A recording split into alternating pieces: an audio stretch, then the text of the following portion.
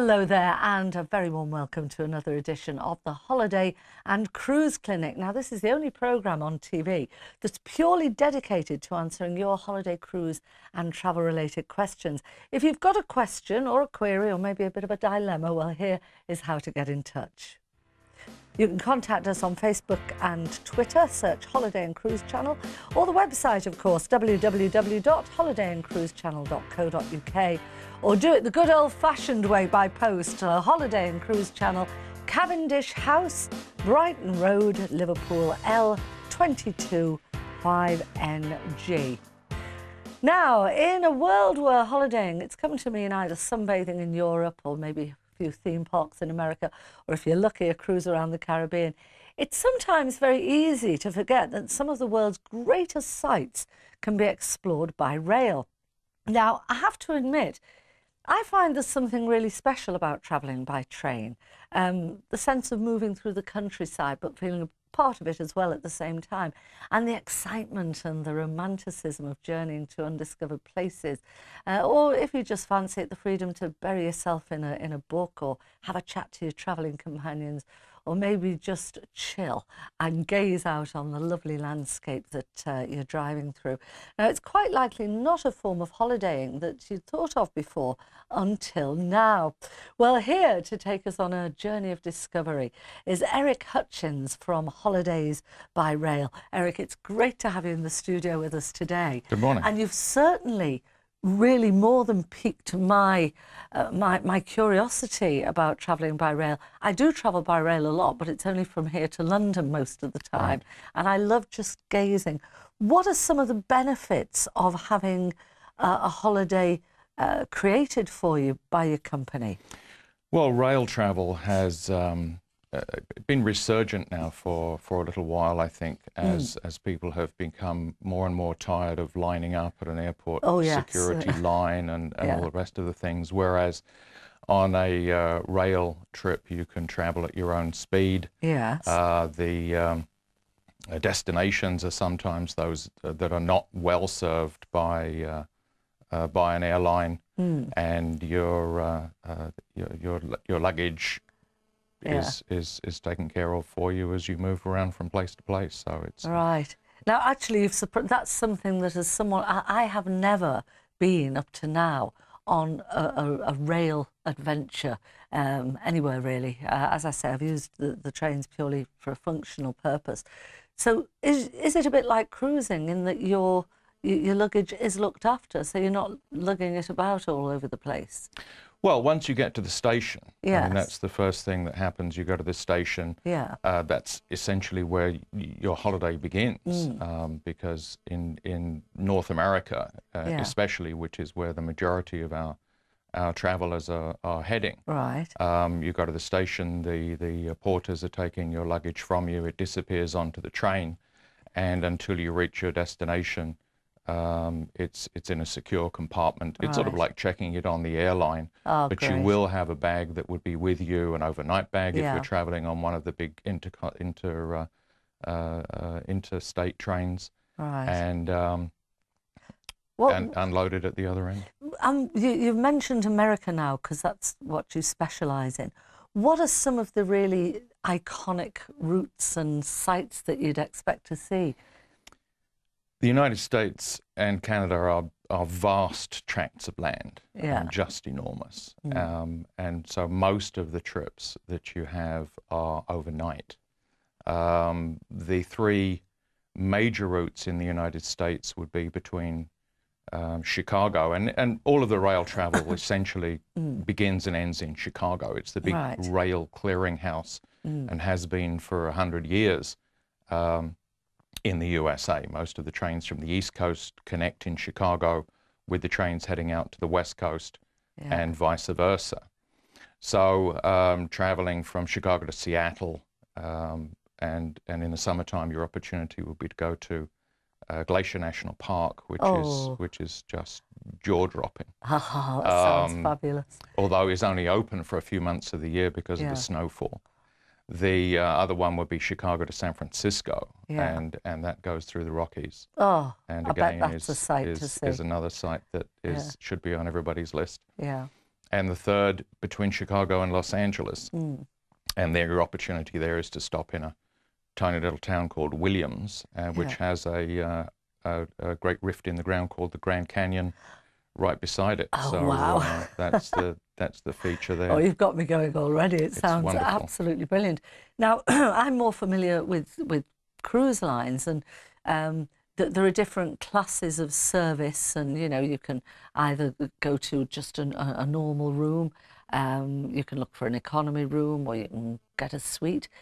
All of these different sort of layers of service, or different types of beds, rooms, or whatever that you can purchase on a rail holiday. Certainly on the big transcontinental trains, again, the routes that we've been discussing. Yes. And all of these trips are overnight Yes. somewhere, again, because of just the size of getting from one city to another city.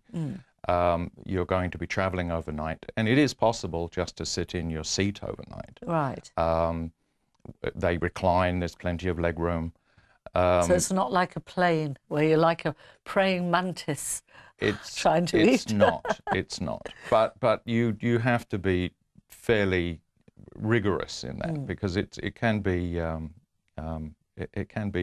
fairly busy. Yes. Sometimes there's a lot of people traveling. Yeah. And the next level up from that would be going into roomette, which is a small private room. And the optimum way to travel would be in a bedroom, which is a much larger room and has ensuite facilities and is really like a traveling hotel room. Oh, how super! That it's a wonderful opportunity to do that. Yeah. So is that a bit like the old-fashioned? Well, I say old-fashioned. I'm sure it's very modern, but is it like the corridors, and you've got your rooms that go off a corridor, you've got a nice bedroom? I think that sounds fantastic. That's the way it is. Yeah. They have dining cars, of course, and the sightseeing car, which everybody must have seen, or certainly some have seen on. Yes. Where you have the glass dome and right. Sit there with a beverage and look at the scenery. Beverage go by. or three, actually, Eric. That's occasionally happened. Yes. What is the? This might sound a very gauche question, very obvious, but what is there to actually do on a rail travel holiday? Where do you stop off, and are there escorted excursions, or what? Well, the thing to do on the train is nothing. Yeah. The idea is you get on the train. The first thing is, of course, that there's no one telling you to sit down. There's no one telling you to buckle up your seat before the train starts moving. Right. Because you're on a train, there's an immediate camaraderie with everyone that's around you. You're all going to the similar sort of destinations. There are myriad different countries and languages that are being spoken. Everybody is immediate friends. You read a book, you go to the bar car, you have a nap, you go to eat, you do some sightseeing. Sounds my type of holiday already. And then go to sleep and rinse and repeat. And it's just a wonderful way to spend a day or so traveling along. And the scenery, of course, is constantly changing. It's never the same. Well, can customers create their own itineraries if they wish? That's a lot of the business that we do is for people who want to go to their own places. They may have done an escorted tour already, and would now like to spend maybe more time in a particular city, or find some places that generally aren't covered by big escorted tours.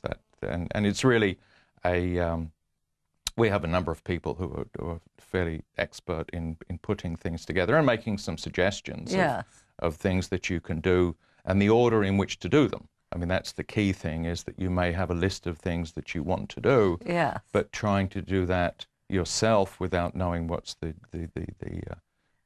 most expeditious way of making that happen, and the cheapest way of making that happen is well, that's why I think, having listened to what you've said, it really does pay to do it with someone like Holidays by Rail, because I wouldn't have a clue where to start. Right, our final question, because it's the time has flown. Very quickly, have you got any tips for planning or booking? Any order you should do things in? Call us. But apart from that, then do the research use the internet extensively. Yes. There are lots of rail resources that you can use online, and if when it finally comes the time to make the booking, just call the appropriate people and they'll take care of it. Oh, it sounds absolutely brilliant. Well, listen, thank you very much indeed. I think that's so interesting because, as I've said, it's something I've not thought of. And now I've got bells going off in my head thinking this sounds like it could be fabulous. So thanks very much indeed, Eric Hutchins. Well, we're going to be talking more about holidaying by rail in just a few minutes. But let me just remind you of our handy cruise guide. Now, maybe you like the idea of a rail holiday and perhaps you're looking to combine it with a cruise. Well, our first-time guide to cruise holidays, which I've got here, you had it somewhere. This has got lots of answers to all those common questions that maybe you think it's daft to ask. Well, it's not at all. The answers are all in here. It's available absolutely free of charge. All you have to do to get a copy is to give us a call on 0871 423 4444. If you do it that way, the calls will cost you 10p a minute from a BT landline, and calls from other networks and mobiles, they may vary. You can also request a copy through our website at www.holidayandcruisechannel.co.uk. And while you're doing that, we'll take a quick break and see you back here in just a few minutes.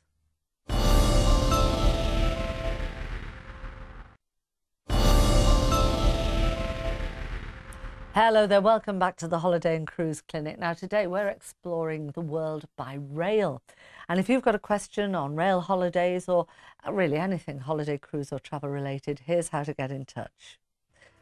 You can call us. No, sorry Dan, you can't call us. Sorry, just go back on that, sorry. In the programme I do, you can call us, you see, and that I just...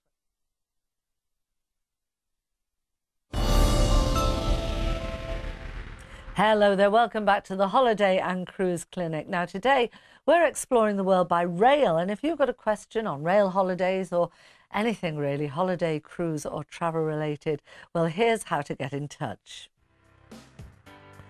With Facebook and Twitter, just search Holiday and Cruise Channel. On the website, www.holidayandcruisechannel.co.uk. They look rather good, those pyramids, don't they, in the background? Or by post, Holiday and Cruise Channel, Cavendish House, Brighton Road, Liverpool, L22 5NG. Now, Eric Hutchins, a very interesting man, a fount of all knowledge, rail-y things. He's from the Holidays by Rail, and he's still with me now. And Eric, what is your favourite rail holiday? Because I'm sure you must have been on so many. Big question. Yeah. I mean, favourite rail holiday, there are indeed, as you say, so many that you could possibly have. Yeah. If we were talking initially about North America, then I think that it would have to be going out through the Rockies, right, out of Chicago. And you could start on the East Coast and start perhaps in flying to Washington or New York, yeah, spend some time there, both of which are beautiful cities, yeah, and then take the overnight train from either one of those cities to Chicago. Again, an astonishingly overlooked city, beautiful architecture on the side of Lake Michigan, and then begin the trip out of the West Coast, and that would then head down through the Rockies to Denver.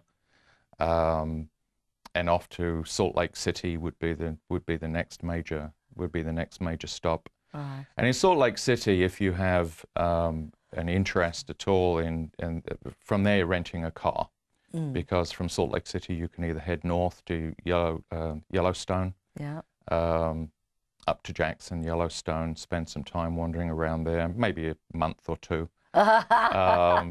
Or head. I have to find an old rich man with a bad heart to be able to do that. It's a beautiful area. It's a beautiful area, and then head south or go south into Monument Valley, where the cliff, the cowboys, all of the cowboy movies are all featured in Monument Valley. That's where you would drive through. Yeah. And then back to Salt Lake City, back on the train and head out to San Francisco. Right. which is always a must-see city in the United States. And you've done all that, have you? Indeed. How long did it take you? How long did you go for? Well, if you do it just by train, I mean, it's an overnight trip from the East Coast to Chicago, and then it's 2 nights on the train from Chicago to essentially anywhere on the West Coast. Right. If you're going to San Francisco, Seattle, or Los Angeles, you're 2 nights on the train, unless you elect to get off and do something on the way. Yeah.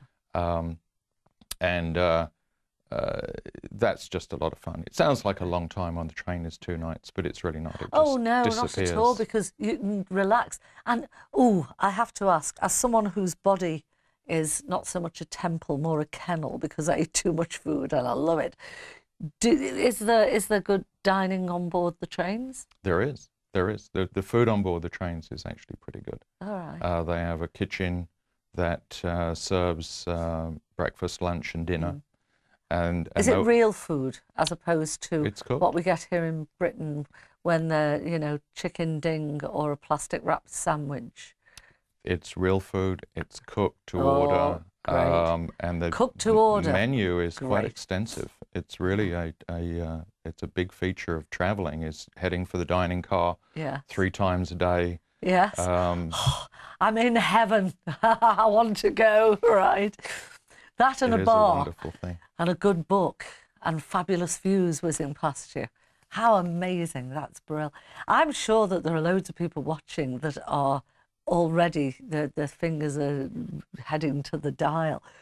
What is the minimum time, Eric, that you should allow yourself for one of these holidays? Because there are people that may be only able to get 2 weeks off or whatever. What's the minimum time you could enjoy a rail holiday with? I think that the 2 weeks that you just identified is pretty much it. I mean, you can do it in less, but then you would have to be a little more focused in what you wanted to do and be prepared to return to either the USA or Canada at a later time to do the bit that you couldn't do, because you can't do either one of the countries in that length of time. No.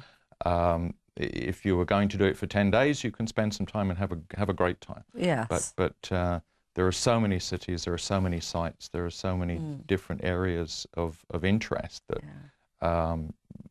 2 to 3 weeks would be an optimum idea. An optimum travel period. And for people that are maybe a little bit, maybe people that are a little bit more mature, or they're first-time travellers to the States, are these escorted? Is there someone to say, here's where you get off and here's where you're going to catch the next train or whatever? Well, we have escorted tours that we put together into some of the areas of the United States that are not always accessible. Right. Some of the trains in Colorado, which are, you know, through the mountains of Colorado, the Rockies, the Durango Railway, all of this sort of thing. We have an escort that goes with all of those tours. Right. Also, the coast-to-coast trips, we have escorts that want to do that.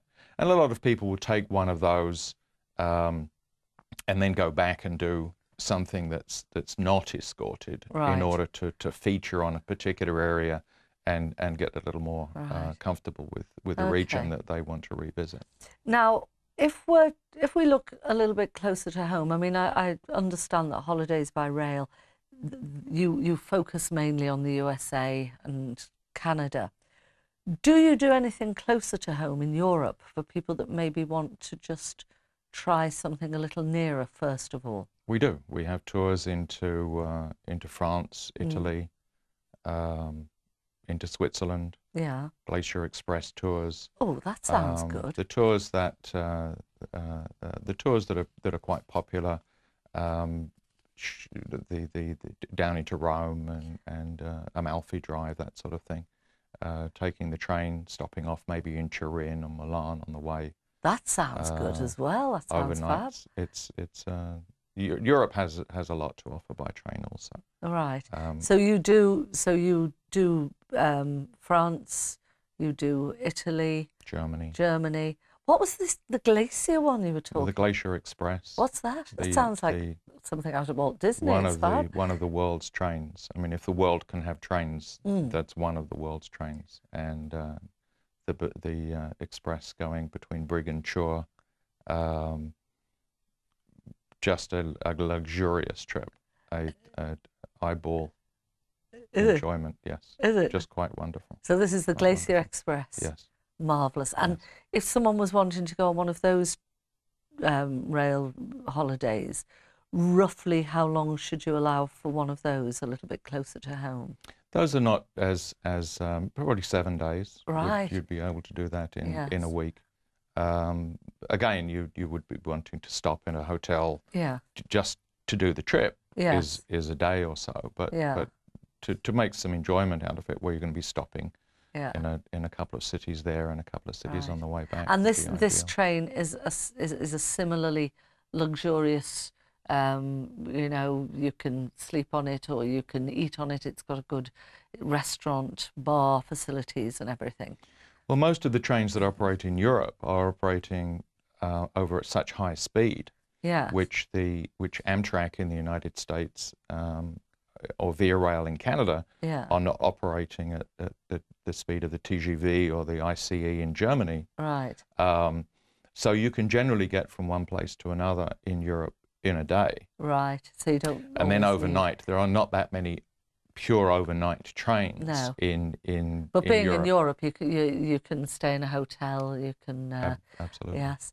And final quick question for people that maybe want to do the States thing, but they don't want to sleep overnight. I know that's quite unusual because of the size of it, but is that facility available for someone that just wants to travel in the day? It would be. You can travel certainly down the East Coast, Boston to New York and New York to Washington. But as you just said, the sheer size of the country, it makes traveling for short trips a little bit difficult. Right. Okay. Well, thank you very much indeed. I've got to ask the final question. Have you got a train set? I do actually have a train set. Yes, I knew it. And it's a lot of fun. I bet. I'm ever so pleased you've got one, you know. Well, just a quick reminder about our handy first-time guide to cruise holidays. If you want a copy, remember all you have to do is give us a call here at the Holiday and Cruise channel on 0871 423 4444. And don't forget those costs, 10p a minute from a BT landline and other networks and mobiles, they'll vary. Also, you can do it far easier through the website, www.holidayandcruisechannel.co.uk. Well, that's all we've got time for on today's edition of the Holiday and Cruise Clinic. My thanks again to Eric Hutchins. Very, very interesting indeed, Eric. Thank you very much indeed for coming in today. And he is from Holidays by Rail, so don't forget that name. If you want to find out about these wonderful holidays, just give them a call. And most of all, thanks to you for watching, and I'll see you again next time. Bye for now.